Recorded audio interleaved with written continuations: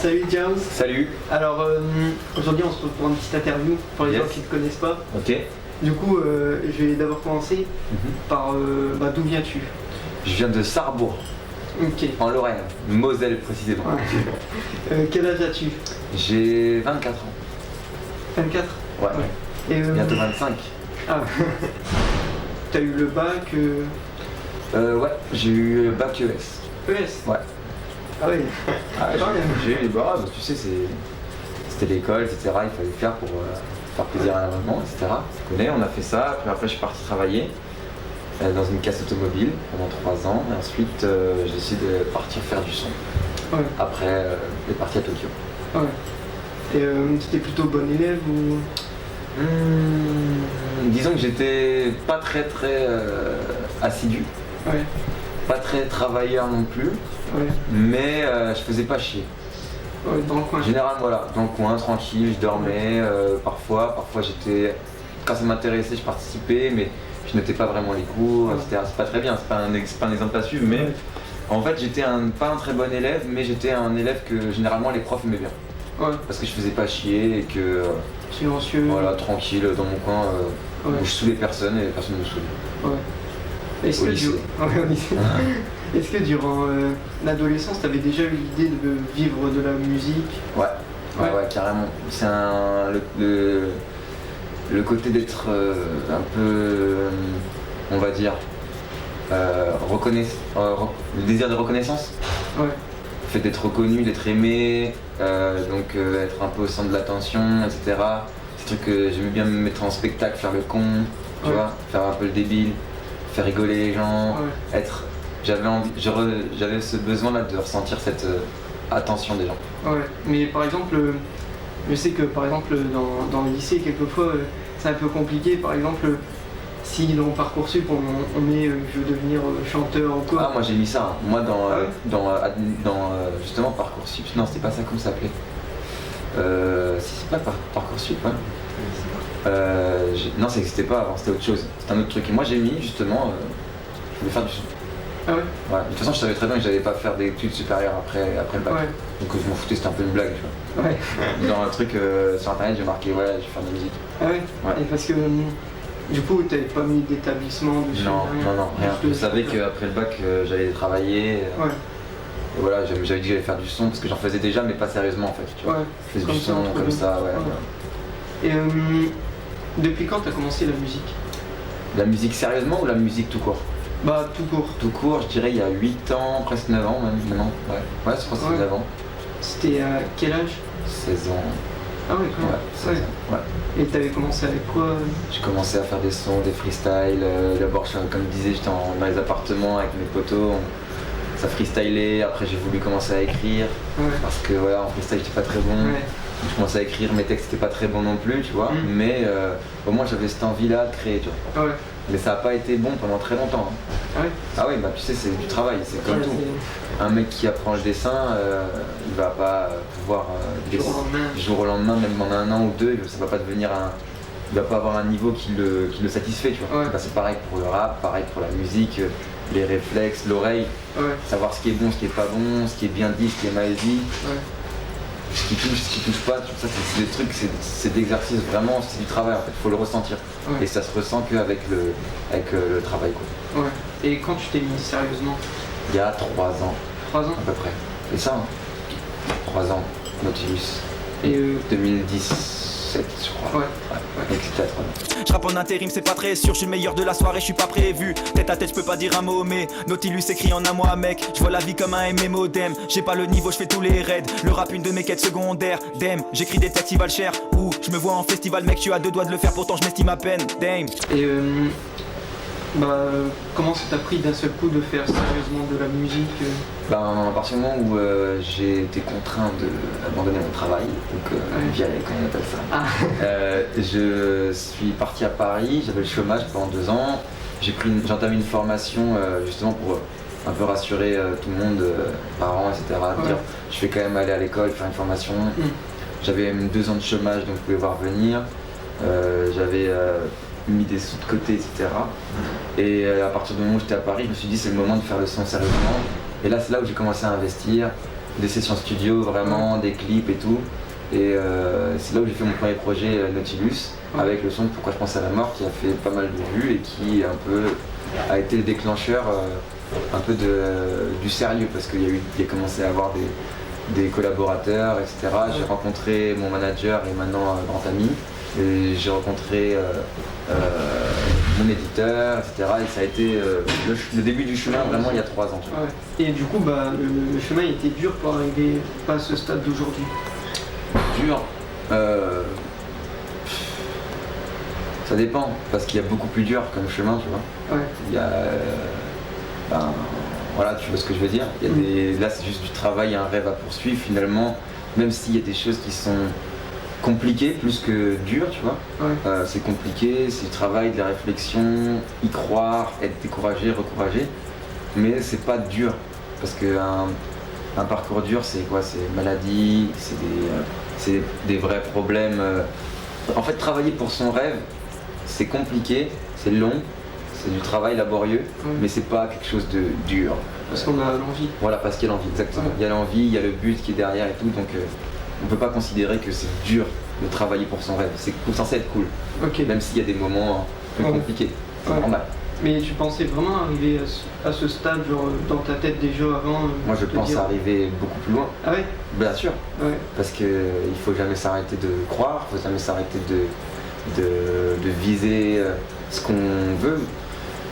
Je suis content d'en être là aujourd'hui, parce que voilà, il y a des gens qui me suivent, qui me donnent de l'amour et tout, c'est déjà exceptionnel pour moi, ça me remplit de bonheur. Mais je veux avancer, je veux continuer d'avancer dans le mouvement, aller plus loin, c'est normal. Ouais. Et je pense que j'aurai toujours envie d'aller plus loin. Ouais. Voilà. Et dans tes sons, par exemple, par ici ou téléphone, par exemple, tu as des références genre Nvidia, processeur et tout. Ouais. On peut dire d'un côté que tu as grandi avec les ordinateurs. Ouais, et tout. Ah ouais, bien sûr, moi je suis un grand fan de jeux vidéo. J'ai fait des études de programmation justement après la casse. Donc tout ce qui est langage informatique, tout ça, les jeux vidéo, l'univers geek et tout, j'ai plongé dedans de fou depuis toujours, depuis que je suis au collège. Et forcément, ça fait partie de ma culture maintenant, donc ça se ressent dans les textes. De temps en temps, des petites références, ça fait plaisir. Ouais, Nvidia. Bien sûr. Et le premier jeu? Mon premier jeu que j'ai joué vraiment beaucoup. Ouais. C'était chez ma grand-mère, elle avait une Super NES, j'ai joué à Ghost and Goblin. Ouais. C'est un jeu très difficile. Terminé?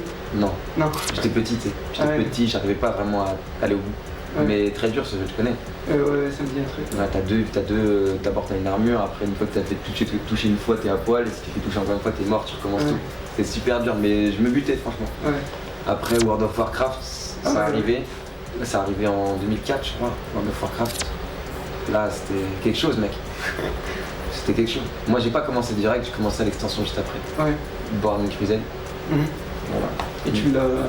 World of Warcraft, par contre, c'est quelque chose. Après, il y a eu Dofus aussi. Ah ouais, Dofus, ouais. Au collège. Ah ouais. Enfin, je me suis buté. Fable après, Fable 2, tout ça. Bref, les jeux vidéo, ça fait partie de ma vie. Même maintenant. J'ai plus beaucoup de temps pour jouer au jeu, mais là, je joue à NBA 2K à fond. Ouais. Et t'es plus PC ou bien je joue sur Play pour 2K, mais sur PC, là j'ai Warcraft 3 Reforged qui est sorti, donc je joue sur PC c'est pour ça. Ouais. Et quand j'ai le temps. Par exemple, je pense, on sait dans tes sons, genre t'aimes bien l'univers manga, japonais et tout. Et c'est quoi vraiment le premier animé qui t'a inspiré? Le tout premier animé que j'ai vu qui m'a inspiré, c'était quand j'étais petit, c'était Naruto. Parce que j'étais tout petit et c'est exactement ce que j'aime. C'est un petit qui est rejeté, qui est mauvais à la base et qui à force de travailler, d'y croire, ça va devenir le meilleur, tu vois. C'est exactement ça que je kiffe moi dans les mangas, tu vois. C'est le neketsu, tu vois. C'est le principe même du neketsu, c'est un style de manga, ça veut dire sang bouillant. Ça symbolise exactement toujours la même chose. C'est un jeune qui n'a pas de parents, ou alors qui recherche de ses parents, qui a des lacunes de ouf, et qui à force de travail, à force d'y croire et de persévérance et de bonne volonté, positivité, etc., il va s'entourer de gens sûrs, et lui il va travailler, ils vont pousser, lui il va se pousser lui-même et pousser les autres, et finalement aller au top, tu vois. C'est vraiment ça, moi ça me... Quand je regarde un manga comme ça, ça me guérit, tu vois. J'adore ça. Et ton préféré? Hunter x Hunter. Ouais, de toute façon on l'a vu par exemple avec Likokoro et tout. Ouais, nous on sait. Exactement. Non, c'est Hunter x Hunter, c'est un manga qui est arrivé pile à un bon moment de ma vie, je l'ai guetté pile au bon moment et ça m'a vraiment fait bien. Et par exemple maintenant t'as mixtape Rage qui est sorti il y a une semaine. Absolument. On a vu sur ta chaîne que d'un seul coup, juste comme ça, t'as décidé d'envoyer ta mixtape dans l'espace. Oui. Comment c'est venu l'idée? L'idée elle est venue à Tokyo. On avait fini le tournage du clip de Turbo S. Ramène ton cellulaire, au concert fait la lumière. Rappelle-toi, dans le Diex, on s'enfumait tout l'hiver. On était dans un bar, on a commencé à boire quelques verres. On était tous contents de notre travail et tout. Du coup on a un peu célébré, on a le droit de temps en temps, avec modération bien sûr. Et puis à un moment je dis écoutez les gars, il y a un truc qui me trotte depuis longtemps que j'ai pas envie de faire. Quand la mixtape elle drop, je veux qu'elle drop vraiment, je veux qu'elle tombe. Il m'a dit comment ça avec qu'elle tombe, tu veux qu'elle tombe d'où? J'ai dit moi je veux l'envoyer dans l'espace, dans la stratosphère. Et j'étais vraiment sérieux. Et au début c'est un petit peu rigolé de 2 secondes et puis finalement mon manager il a fait mais ouais ça on va le faire ça. Comment on fait? Et là il y a Julien Artaud, un mec qui travaille dans l'équipe qui a fait les clips, Le Désert, et qui est technicien, expert en installation, etc. Expert en je résous les problèmes, je résous les problématiques, qui me dit ah ouais carrément, moi je connais quelqu'un, je peux te faire ça, à Nantes, il y a un mec, un pote à moi, il t'envoie ça avec un ballon météo, pas de problème. Je dis bah écoute, tu me régales, on va se mettre en contact rapidement avec ce mec. Et on est rentré de Tokyo, Hero c'est la boîte de management, c'était de mon manager, ils ont été en contact avec eux là, et moi j'ai même pas vraiment eu de nouvelles de ça. Ça s'est créé, j'ai juste donné l'idée, et ça c'est quand on a une équipe formidable autour de soi, tu te donnes une idée et finalement tout se met, et un jour j'ouvre YouTube et puis moi mixtape dans l'espace. Et ça c'est beau quand même. Et ça t'a fait plaisir les retours qu'il y a? Ouais, de ouf, mais c'est incroyable quand même, faut dire ce qu'il y a. Attends, Est-ce que quand elle est tombée par exemple, vous avez dû la récupérer ou vous l'avez laissée là? En fait le problème c'est que c'est tombé pendant la nuit, du coup les gens n'ont pas pu le voir que ça tombe, du coup on n'a pas mis, tu vois ce que je veux dire? On voyait qu'il faisait trop de nuit, on disait bon, plus personne va voir quand ça tombe, vas-y on coupe le live. Et maintenant je pense qu'on peut en parler, c'est parce que sur ton site, c'est Jaws, par exemple tu avais mis un peu des easter eggs. Et pourquoi l'idée là de faire gagner des choses comme ça Parce que c'est cool, tu vois, ça permet aux gens de parler entre eux, de se donner des indices, ils sont à plusieurs à chercher, tu sais, ils se disent bon, moi j'ai trouvé ça et toi t'as trouvé quoi, tac tac. Ça permet de créer du lien entre les lits, moi c'est ce que je veux. Je voudrais que les gens se rassemblent de par mon impulsion, mais pas que pour moi, tu vois. Si les gens ils viennent tous au concert et qu'ils me regardent que moi et qui parlent qu'à moi, ça m'intéresse pas. Moi je veux que les gens ils viennent au concert, ok tous peut-être pour moi ou pour la musique ou pour n'importe quoi, mais j'aimerais que les gens parlent entre eux et que pourquoi pas ils deviennent amis. Je sais que c'est déjà arrivé, tu vois. Je voudrais créer vraiment une communauté qui se sent bien tous ensemble, que des bonnes personnes, etc. Et qui s'entraident et qui deviennent amis, tu vois. Donc les easter eggs, les énigmes, tout ça, ça permet aussi un peu ça, tu vois. Le dialogue entre les lits, quoi. Parce que c'est quand même une bonne idée, je veux dire, pour l'instant j'avais jamais vu ça avant. Tant mieux, on espère encore te surprendre. Et ton prochain projet là, si... je vais commencer maintenant à travailler sur l'album. Mais bon, ça va prendre un peu de temps. Tu te doutes bien. Déjà que Rage ça a mis un bon moment. Là l'album on va enchaîner rapidement quand même, on est déjà un peu dessus, pour pas te mentir. Mais on est vraiment tout début. Et on va continuer quoi. On va continuer et l'album c'est la prochaine étape. Mais bon, là on est au tout début, ça va travailler maintenant. Et on verra encore une collab avec Sizi. Sizi va réaliser l'album. Donc c'est-à-dire que ce ne sera pas une collab exactement cette avec Sizi parce qu'il y aura d'autres producteurs, mais Sizi va avoir aussi une vision de l'album, tu vois, à propos des makers, etc., la direction, on en discute beaucoup. De toute façon Sizi c'est devenu un ref, donc il est là, il est présent dans la boucle. Et il y aura peut-être Rage 2 qui suivra plus tard. D'abord l'album, chaque chose en son temps. L'idée d'un chien sur ta mixtape. Ouais. C'est venu comment? Moi j'adore les chiens déjà. Bon ça c'est pas vraiment la question mais en tout cas oui j'adore les chiens, oui je te dire. Et en fait le mixtape s'appelle Rage parce que voilà dans la rage il y a un côté un peu direct et incontrôlé tu vois. Ouais. Et tu peux avoir des réactions disproportionnées ou justement très justes ou alors que tu regrettes ou alors justement tu voulais dire depuis longtemps mais tu n'as jamais osé. En fait c'est la rage c'est ce côté impulsion directe, non contrôlée et spontanée tu vois. Ouais. Donc je pense que ça symbolise bien comment le projet a été formé. Ouais. C'est exactement ce qui s'est passé. On a rencontré Sizi, donc on a eu envie, on a fait les sons, on s'est pas posé de questions. Ouais. Et c'est c'est des cris tu vois, les sons. Et puis le chien, le projet s'appelle Rage, un truc qui symbolise bien la rage, généralement c'est un chien qui aboie par exemple. Ouais. C'est ça. Après, vous pouvez faire tous les rapprochements que vous voulez sur Metro Boomin, on en a vu de toutes les couleurs. Voilà. Alors on plagie tout ce qui bouge, voilà. Il n'y a pas de problème, si vous voulez.